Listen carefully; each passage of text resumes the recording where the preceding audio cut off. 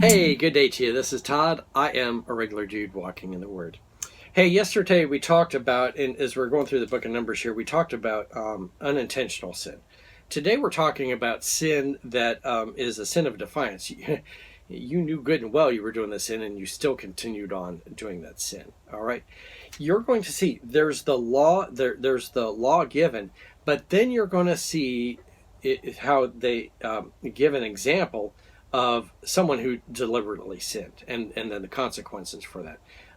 Because, well, you'll see. So let's read here today. This is taken from Numbers chapter 15, and we're going to start reading at verse 30 and then go all the way to verse 36 here. Okay. So this first part is the law. All right. So it says, "But if anyone who sins defiantly, whether native born or foreigner, blasphemes the Lord, he blasphemes the Lord, and he must be cut off from the people of Israel." Okay. Doesn't matter if you're native born or foreigner, the same standard applies. Okay. So you have that same standard, and because you did this in defiance, you're cut off. Okay, you're removed from the people, like excommunication, you might say, or if you, really from the nation, you are no longer an Israelite. You no longer have that membership or citizenship. Okay. Verse 31: "Because they have despised the Lord's word and have broken his commands, they must surely be cut off, and their guilt remains on them." Okay, so that's the law. Keep that in mind as we read this next section here, because you're seeing this played out, and you're like, oh man, why was that guy killed? Well, it's because he obviously broke the law here, and he was defiant about it. You're going to see, and there's a consequence to it, and you're going to see the consequences carried out.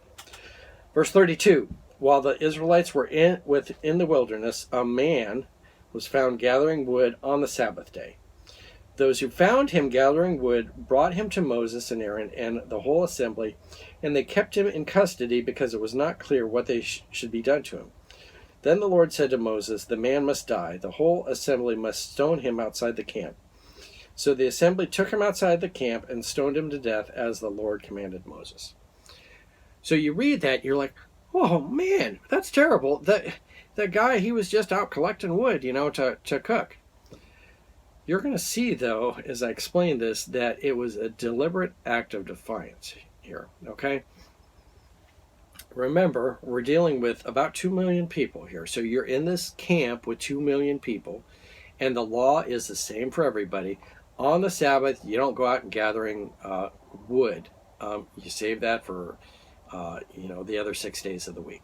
So on the Sabbath, it's a day of rest. You're not supposed to gather. And so that's the law. Everyone knew that law. And if you happen to walk outside and do that, I'm sure a neighbor would be like, "What are you doing? You're not supposed to be gathering wood on the Sabbath." Okay.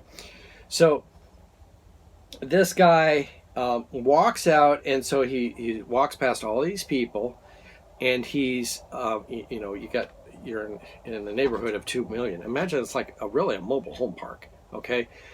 You in a mobile home park, sometimes you sneeze and your neighbor, yells over, "God bless you," and hands you a Kleenex. Well, it's that close here. And so this guy is walking out knowing good and well what he's doing is a sin, but deliberately does it in front of everybody, doing this, and goes out and gathers the wood and then brings it back in. Okay. It's a deliberate thing. It's an act of defiance against the Lord. And so if you are acting in defiance against the Lord like that, God says, you're going to be cut off from Israel. And that's why there was that, the punishment was death, because he acted in such a deliberate way, saying, "I don't care. I'm going against what God says." All right. And we had talked about, yesterday, unintentional says, I didn't mean to do that. But it's a different thing. We had used the example of you fall asleep and you crash into a house. Well, you're still responsible to fix that house. But when you go and you deliberately drive into that house because you want to kill that person, that's a different story. Okay. And so you're using your car as a weapon of murder. And so you need to be charged with murder with that. And so that's the whole thing here. The sins of defiance carried a much harsher penalty because you were really defying again. You were defying the Lord and saying, "I'm going to go against the Lord," and so there was a punishment for that. Okay, so hopefully that makes sense as we go, or as we're going through Numbers. We talked about unintentional sin yesterday, and then sins of defiance here today. It's a different ballgame. All right. Hey, thanks for watching. I'm just a regular dude walking in the Word, and I look forward to seeing you tomorrow as we conclude chapter 15 of Numbers. Lord's blessing. I'll see you then.